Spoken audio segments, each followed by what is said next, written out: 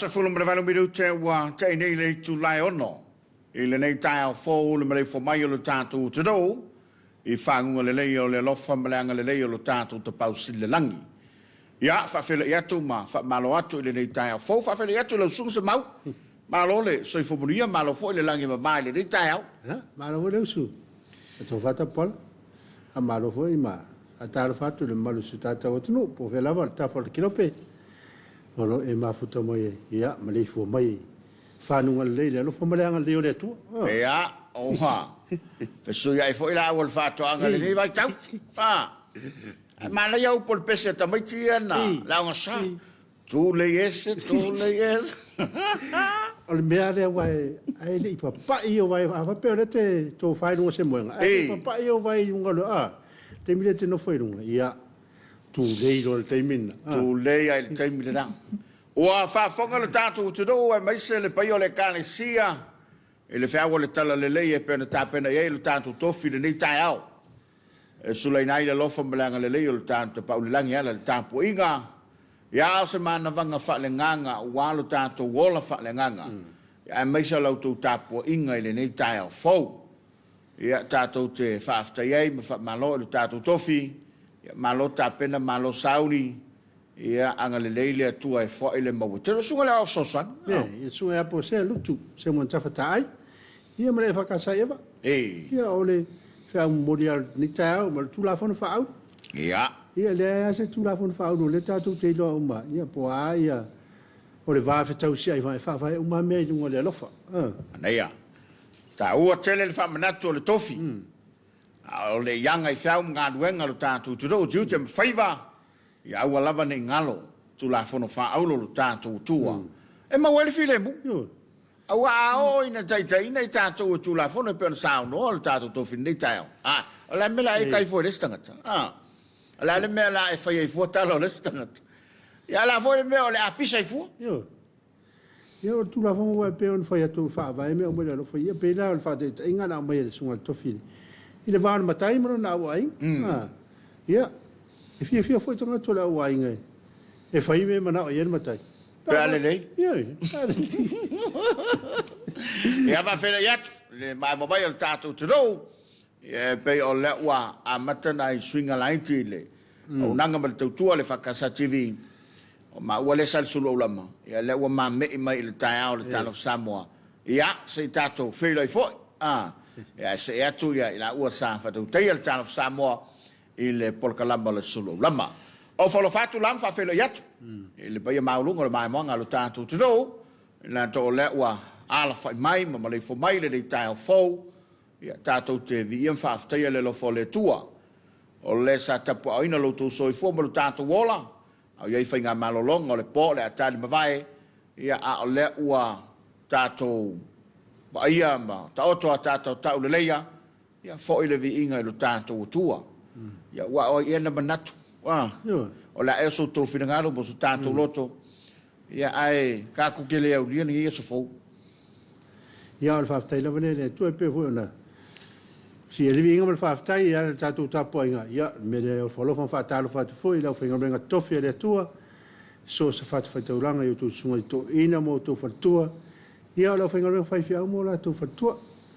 Ia, whaatalo whatu fui na ia tātou mātua pension. Ia. Ia tātou maro lo mai ngā luenga. Ia, whamaro atu tātou polkalama Talofa Samoa. Ele ni tai au. A whenele ma Talofa, ia, whawhelai, pa ia ma le mamalu o le tātou te do, o whale malo. Tā poinga i lau o whionga i lau mamalu le malo ma lau msiofo. Ia whapefo i lau o whionga le sui le fono sui tōwhia ma lau whaltua. Ia, teinane o le, pa ia le whainga malo, ia, le whionga le tamatei pāne bia, ma lana kāpeneta whilwhilia. Ia, ma se fo le whongtalai ma le fono uso le te do. Le tu whale le whamsidonga, ia, wāle whamsosili, ma le ofisa le whamsidonga, President le whamsidonga whanum safa, le mamalo le whamsidonga Samoa. Ia, tainane o whaururunga mtanga duenga. Whala ptonga tu maoti, pulenga o kampanim so specialisi, o lo ngā lulue ma tautua, ia wale manuia o sio tātou te do. O whalofatu le nei tai au fau, ma lo le soifo manuia, ia manatu lavae, le titi le viinga o le tua. Tonu foi o le nā ua, alo tapena ma, tapena le tautua ma le unanga, ia wale mamalo so tato tonu ola so lua le nei ine e mana tulava ia ala so ngafua i nei si tu lang e pe nei le motu le sai tu ila manua Hawaii ma America ia fa Talofa tu foi ni pa anga tato Talofa Samoa lo ma mai tungo pe failangi i so se tafo le nei kelope fa malo atu ia tu tolu mai ia ole taiao ai ole nei so fo ole taiao fa ftai ia wa pe al tala al faisalam ona le se no le ni ia te tato tele mau fia le nei taiao se ro ka malo se ia sorry Pio le to amatu to fengalo.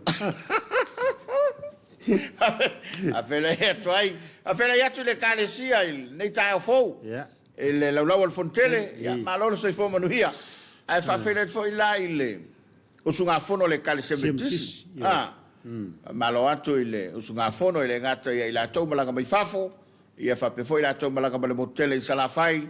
Ya me se lava le mawulungo le tudo ia o le o poto I fonga I le lau mua le kalesia ia fa fela ia to fa pe foi ni se kalesia lo fe ngai fontanga ni fu vai tau ia malo a foi la o maua le o tato oi forseu ia masai ma malie o le lofa le o tato te pausile langi ia o tato maua fie le nei tai au to ono minuto na tale o le fitu a fa le na wa ta pena I fa un ngado ma nei le va ta pena Yo wa ala lava ona tupulu vesi lunga le wala wa tuai la nga yoi o te mana to foi le a mena o lunga le wala e man tuai e ta lo le valu e tuai nei lunga le wala ya mo tino lava wa e mo le poloka a te mine wa le van tau tapena ai mai se o le o toi fo ile sketo a onga wa to aso le vai aso a vai pe ole me la vale le na pisi lunga la wala I te me e ta to wa ia ma nei foi ia me le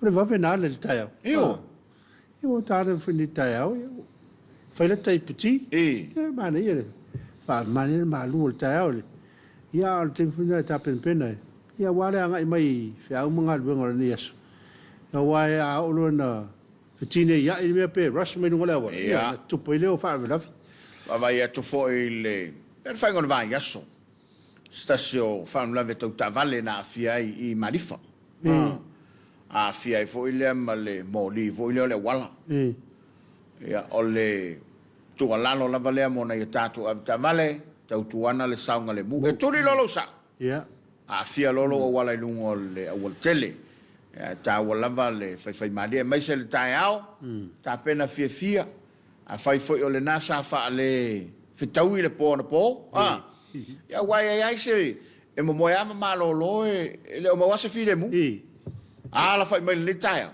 e pe wa ki ai a me se la pa fa penga miki e ko kaule ma fo me o e la ma le fo ma le tai le o mo wala wase file mu o mai le lunga la wala e pe la ina se ave e lo ma li ma ku le ver ka van e pe le fa manatul tatu club Talofa Samoa ya tau tuana ma oe lo wanga I mai lungo le wala tau tuana lava le saunga le mu fa fa naturally le se me fale I alfa mana tu masan pe an sa no sunga le se mau fa sina ut talo yo ya ma lo talo ya ta pena mai lo sa ma lo fa nau ya tau tuana la le le mikol fale pe fa pele se no for fale se ki uma me ia lo ngau o le vai yo me ye I mo foi tatu tupe ia pa sa o na sina ia le paipa po se pena ai volta pe ele mi col fare pa fa pe la fa ta mana va tu sfia va voi e manolo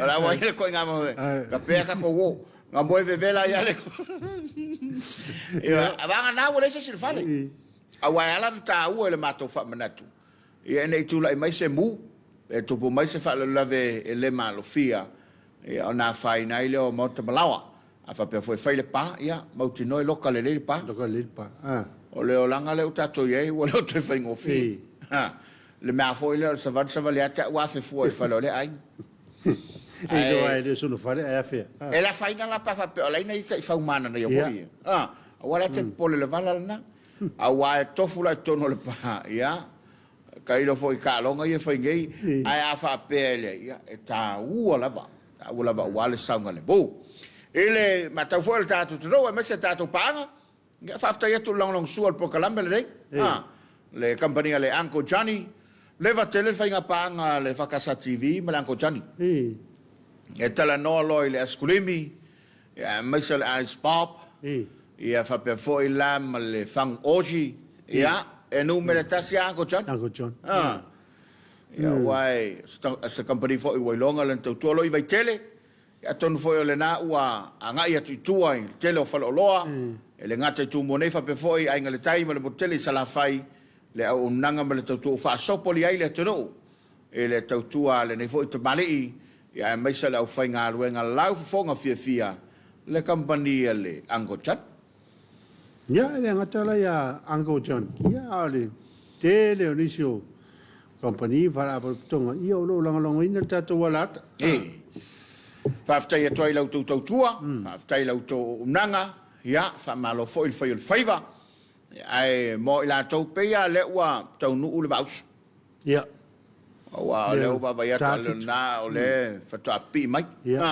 fa malo toi le super captain ma le va ya malo le soi fobria o fo il nana me langa ba de botele se la fai ya o le taimi e se le tau o le tau o yo le taimi tatou te to so le taimi man to upa masani ai e le fa talia le taimi le tangata e le fa pe a e fina ngalo a tau ia pe ia ali se sua mai pe o mal mele o ke e sua ma alu le taimi e le fa talia ia e tatou no winga ia fa na tinati le tatou nga yoi o le alu le taimi ya e mese lava pe fa pe ole te fo malanga e te toi fo I sala fai ya wa te mi lava wa a pe ole te saula so pe fa pe so interview po se pena a fa ya tu te o ya tal valua amat ya fa le fitu e no foi ya por ta for fitu sa fai sa fai yo al mantua la o tal fitu la o le vane tonu le pule ya va vai mai le pule o le ale tai mi le usu mal tanga tale yo pe ole me mo muana ya fa pe le pule o ya wa pasile si sit no wingo tanga tale uspo e te lo tu tonu pe tu e ta se fsiri yo pa o si la si me e penga loka mo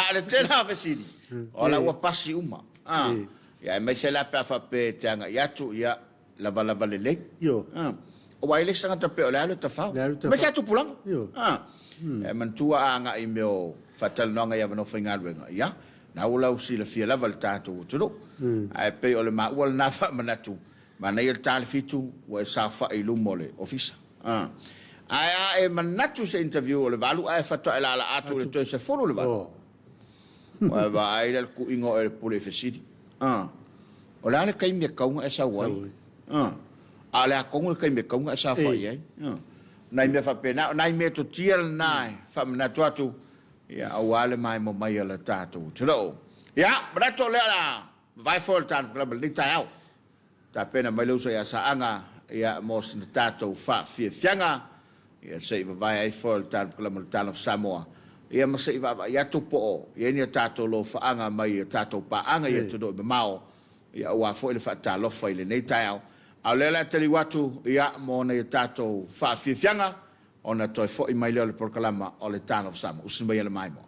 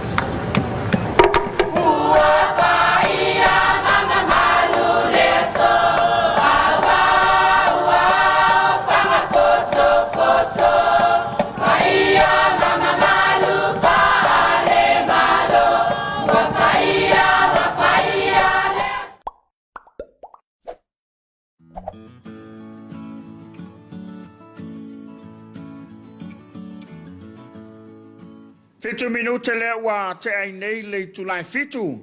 Le fa fonga maua le tātou turu ma le mai mo mai. Ia a tātou ia le porkalama le Talofa Samoa. O le nasa mai mo le tātou turu ile. O yo ko fianga sale ula ni. O fianga sale ula le sa. Pe a se mo ya fe kalo ke. Pa fele tai le fianga sale ula. Ile nei tai al fo. Le ngata le motele sala fai le fianga. Ia fa pe fo ia lo mata fa nau.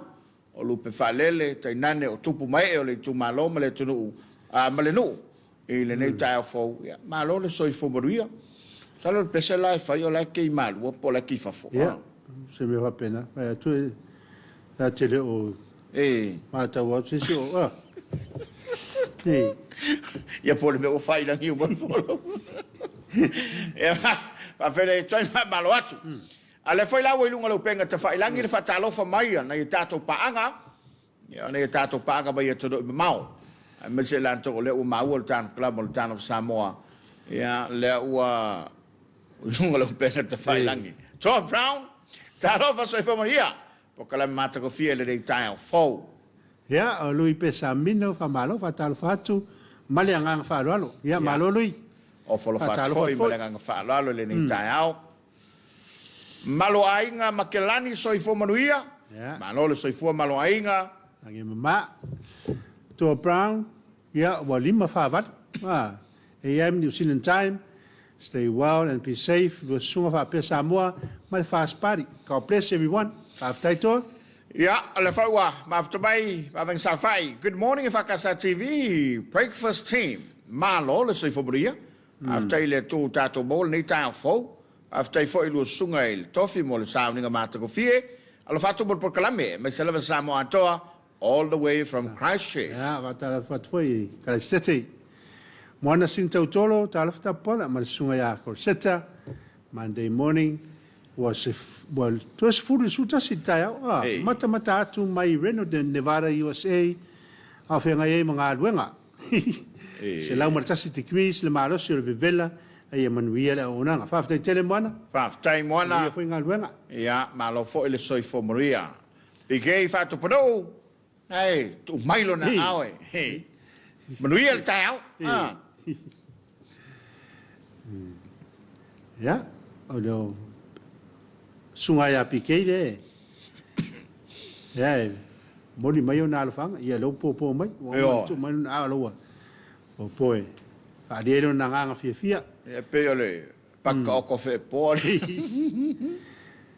Semenila Hans po fua so i fua manuia lo fa tu lo sunga fa tai tu fa se tu matatu i Salt Lake City Utah America Manotelo America aveng safai ia be safe yo for file musa mwelu Talofa lava te pala me lo satau le maftatu in a Banks and Save in Palmerston North New Zealand manuel ne yaso kat bless faftai this for lo telela New Zealand back and save fa mavanga sa fa foi le mo me ona lo fanga man fa munianga ta to programe faftai ale ni ito so fo munia ya lange ma le ni alo fa wa kuresa so fo munia go sunga watching from Melbourne faftai alofa Ia nei tai au ma bafta mai. Ala por ni tngat. Yo te mini o le pe tu atale limai Lena to va tu ya Josefa Talofa lo va se lua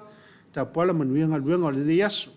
Yo le fo yo le aus matmata tu por lua Wellington ta pola autostimu ma lo sil mtangi pia fa papes ya. Talofa. Ai lava ta tu sanga le mu. Ve se le wa fa good morning mai. So fo moria lua lau se lua le nei tai au fo.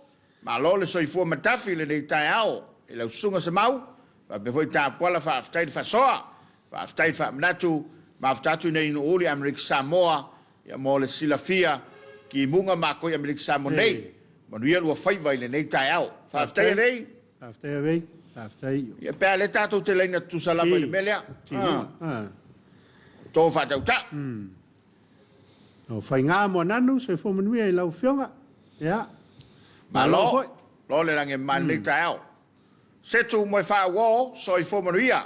Ma aftatu nei Brisbane, mo li ato lo faanga sunga sepi ngafa mal fatua mal fanau fa pe foi la inga solo ya ya le la wa mori o lo fanga de sunga fa fenga hello aftai le fa talo fa sunga se tu mo fa wo ya loto la fili moli me ona lo fa so fo manuia ya o sunga manuia por kalama aftai ba lo fa aftai tai loto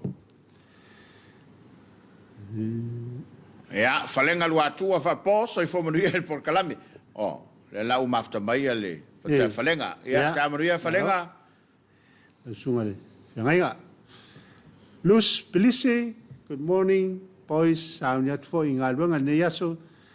Tayao, Okal Malos, Matangi, Okilan, Sila, Monwia, and Port Calame. Fast time. So, this is buying on the Sila.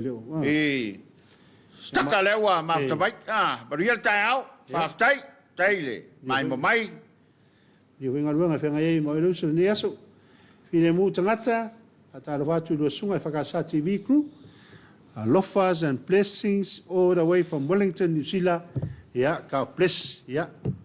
Abulia for the tour, Filemu. Alol mafta mai fa te tele mo lo fanga. Ya myself fatal for my entire foe. Ya, ole wa. Wa ya tu tatu time suma tolu minuto te nele tu la fitu. A fa le fa tai mau mai tatu fa salonga. Ya proclamar ne Talofa Samoa. O le tautua le whakasa TV. O whalawhatia I la tōlo iei mana o ngā fo I lea whaipitoa. La tōlo o maua I mana o tu mau. Ia ma lole soifo manuia. O whalawhat fo I nei whanau a onga. Na o tāpena I la onga nei tai au. A whai o lai maua lo walo le fulu. Ma neia le whawhile muri whale. Le pui puinga lo fo I lea I nei awane I pepesi. O tātou vai le fulu le oiei. Tailo foi lange le fala nge New Zealand petu sa malalo furule ni Samoa. Ya le lava wa umana la patai mai mtanga benga soifo maloloina. Ya tau tuana lava le saunga le mu. Ya mau masani ale mtanga benga. E sili ale pui puia. Nai lo le tau tonga fitia. Ya le pui pui nga sili lava o lo yo ao mo tatu lima. Ya wale malo pui pui ona yalo mafana witi. Ya, tau tuana fo ila telefonga wale fo amata to tau fa marsia ele ngata ina pui pui lava il fa ma il covid lo fa nga solo temile dei ya mai se lo foi ya ole fulu e pe ona pe siai so tatu tro se mau o wa ta pena mai ele fa marstino mai le fiona to la fo hims Io fa manatu lava. Fa manatu lava wai. Io wa le fu tatu o te lo fa we. E mana tele nei fa manatu. Io per me ali te ala taiao ia. Fez savali vali no mare engari no mai formato fa. Kama ia engari. Le la mai mo mai le. Fa manatu le mai atole for hims. A maya ia so mai le mai fa fianga ia on fo mai le tanto kalaba o le Talofa Samoa. Mai mai mo e fa la ulo le compagnia le tole for hims. Uso, you all right? Is there something happened?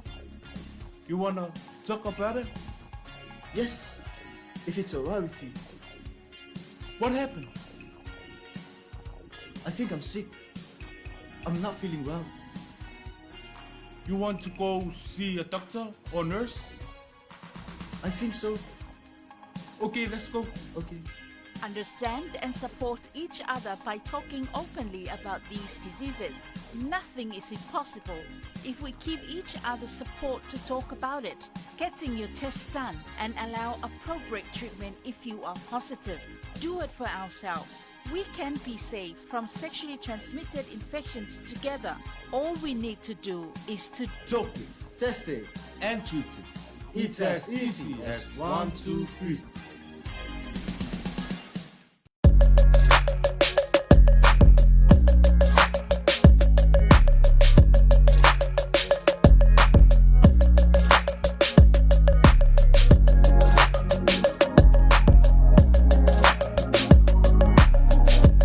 Exercise is life. Famarstino Oleola.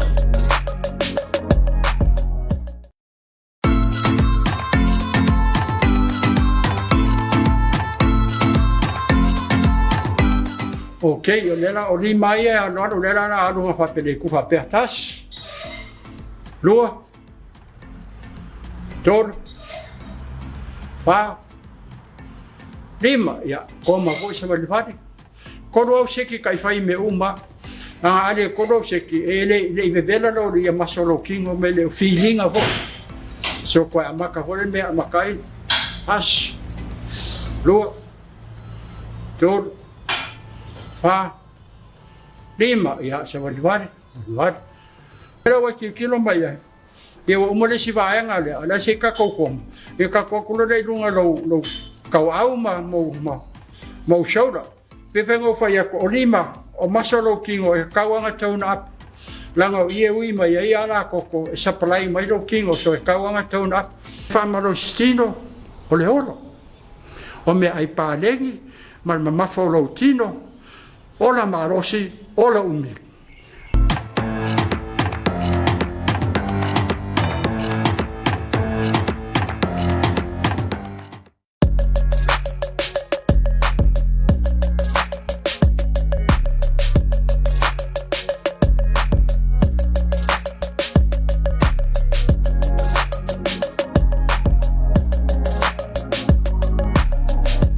Exercise is life. Famarustino Oleola.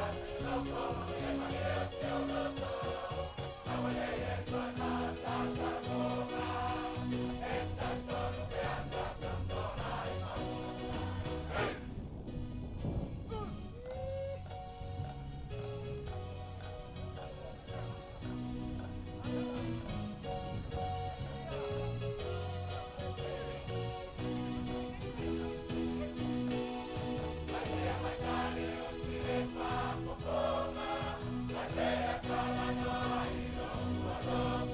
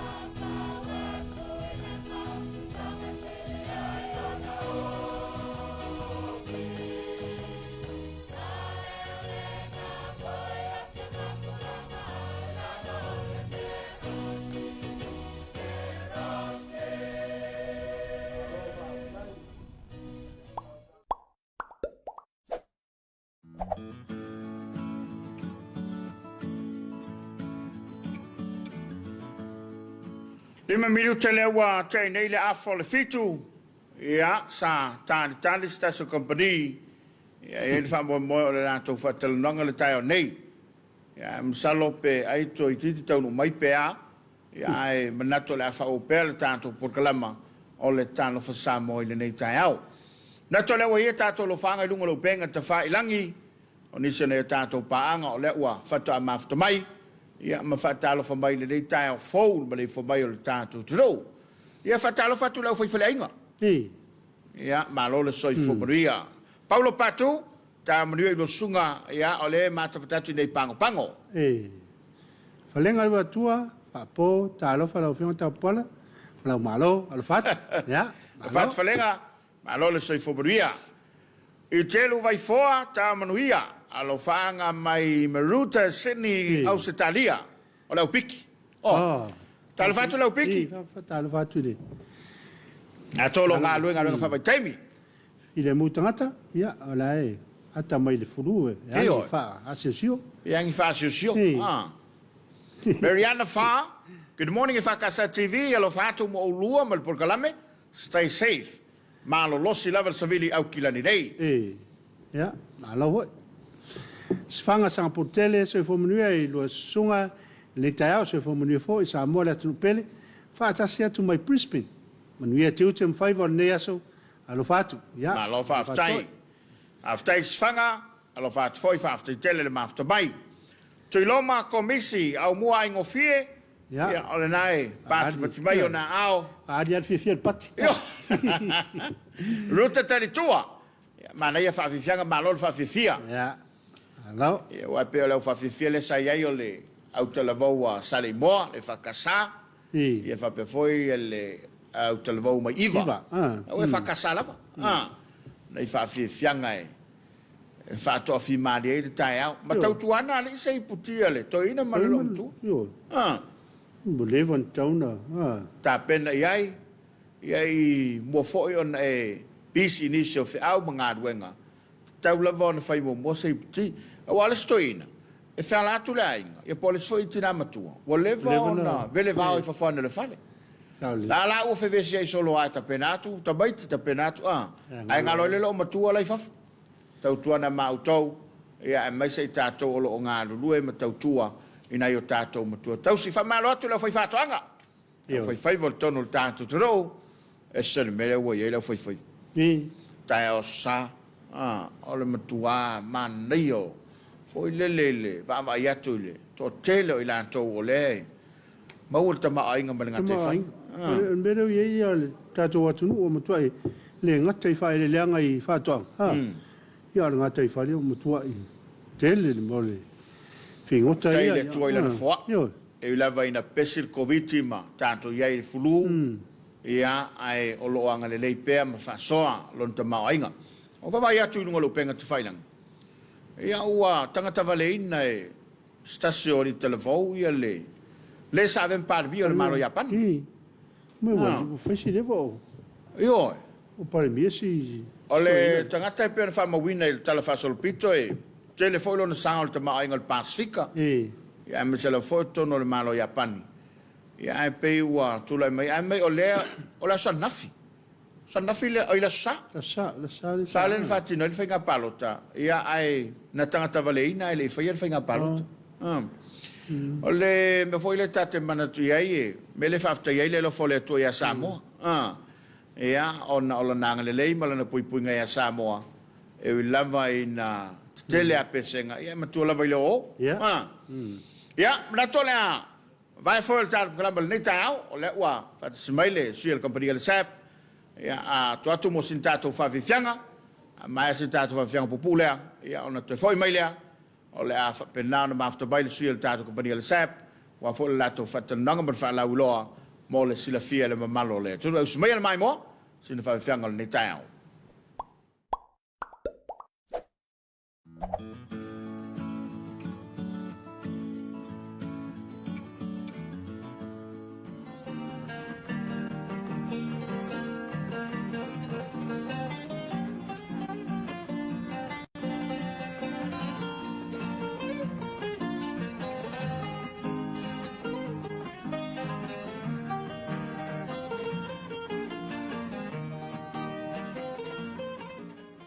Tupulanga Samoa Sauni Modu Mamao Mana Tua Reimoa Samoa Inaria Sao Tele Ma'awa Mela Mewa Tutupula Se Samoa Po Ina Mapua Tupulanga Samoa Ia E Amo Se Ai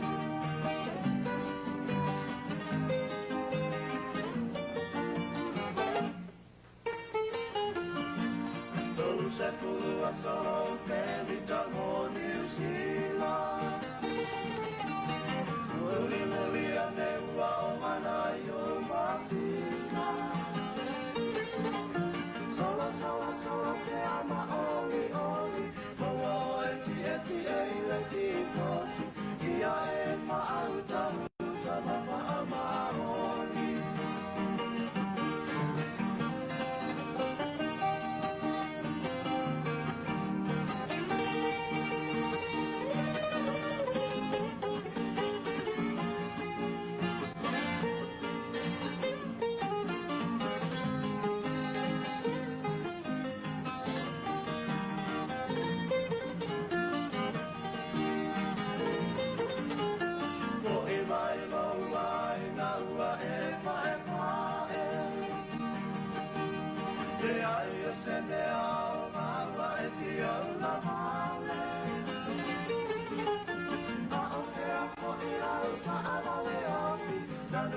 Solo pesa papala, paalo alo, temi paisa tomahai.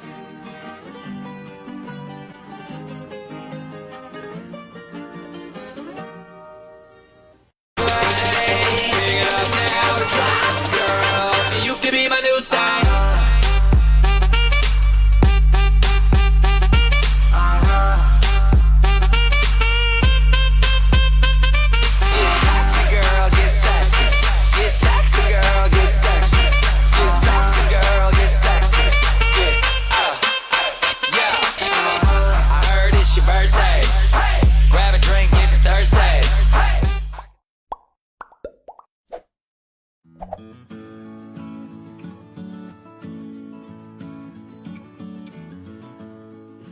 Fasuma tonu bidu te utene le tu lai fitu e le nei vanga le tautu le fakasa TV le mai mo mai le tatu tado ya tatu ye le polkalamba le nei le Talofa Samoa ya e pe ona failo atu stemo solo me le tu la ufano mafta mai le tautua al tatu company nga le le tautua le sap ya wala va fa la uloina la na unanga ma le tautua mo le silafia e le malo so tatu tado ya le usila mai mo le tado le wa ma fatasi male to fine Arona Rubena, o le assistant manager, o le sales, o le marketing, ia le tātou company. Mana tula lea, ia le watu ele nei anwanoa, sao noi whawhila, ilau mai monga, ia ona tātou, tau whaafonga lem tātou whaalongolongo, o le ale, whamoe moe, ia e maise, ia o le sa vale le company, o walo to sila fia, lau tāpo inga Samoa, Rona, ia, sao noi whawhila, iso tātou tiro, nei tā fo.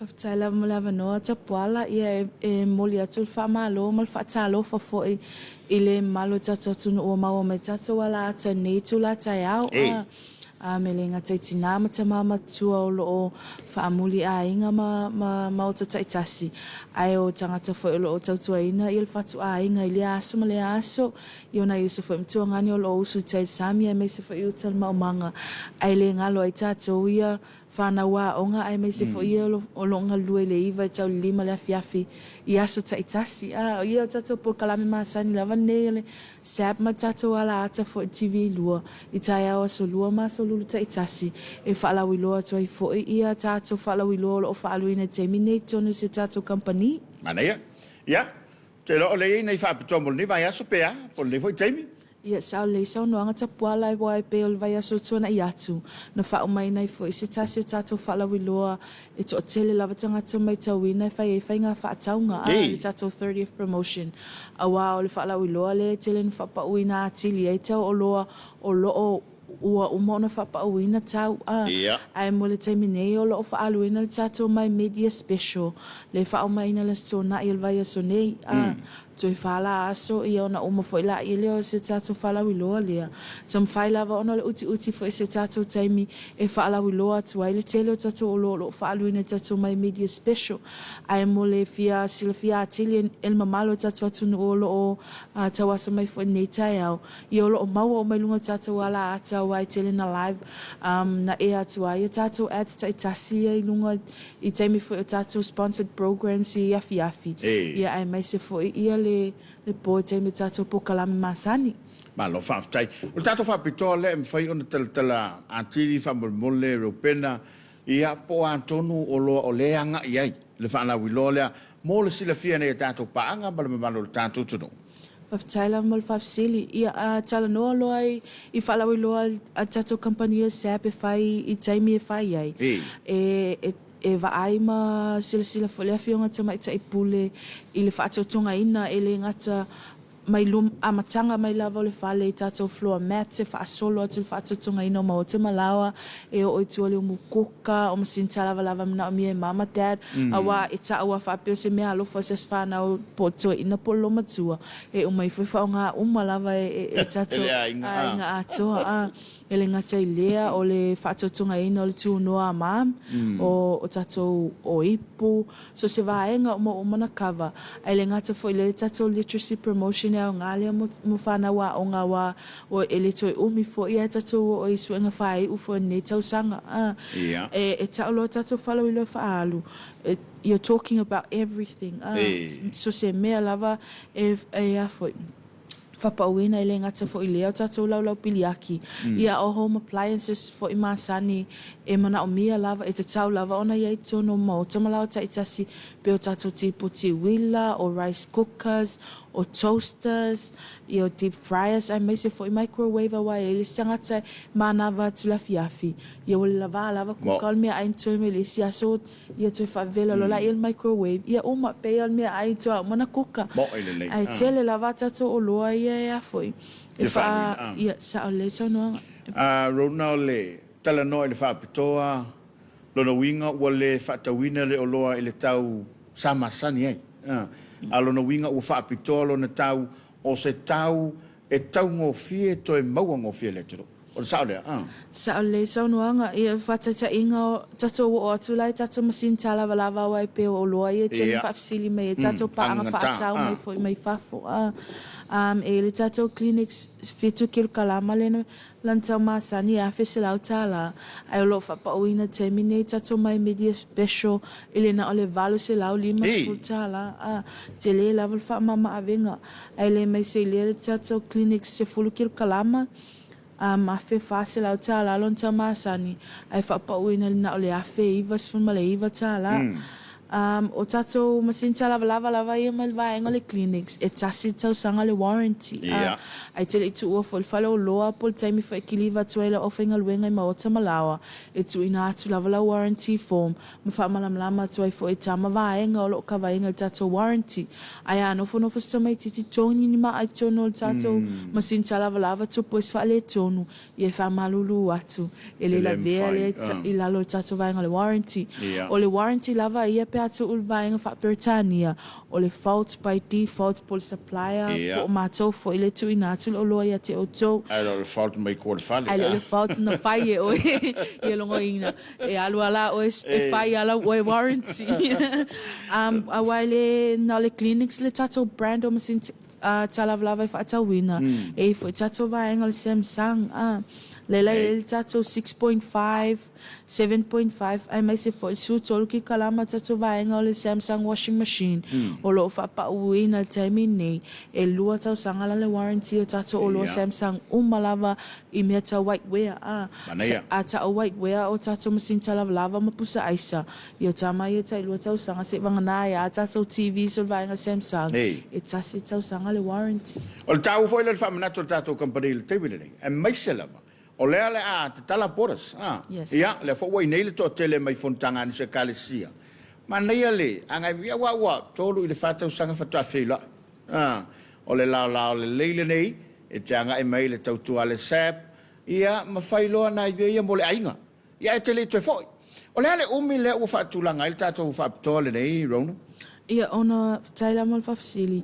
Ono fai fai sina umi talo na amata ina tato fala wiloa nei a na amata mai lava la susu tasi on masino tona iatu ia yuni. Le lai fa o mai na la sona il vai su nei. Ai awal popole mamalo tato tunu ele tai fa tamala le fionga tamai tai pule e o matu le fala wiloa awa saule se tato fala wiloa lo pose ai le fa o mai na fo neva ia so tu watu fo se fala wiloa fa aluina mole fa o mai na fo nei masina. Malo fa tai. A fa pen le o le wa saule tina. Ia po se si fo ile ai. E faila na fa tau ia wa tele o loa wa ia ta pena me ane e se to o nga fo ile ai so sani ki li vatu. Pe fa pe o le wa fa ka le masingi fa ka ko malesi masingi. Wa tele lo na fia ile pa u le o ia ma fa pito.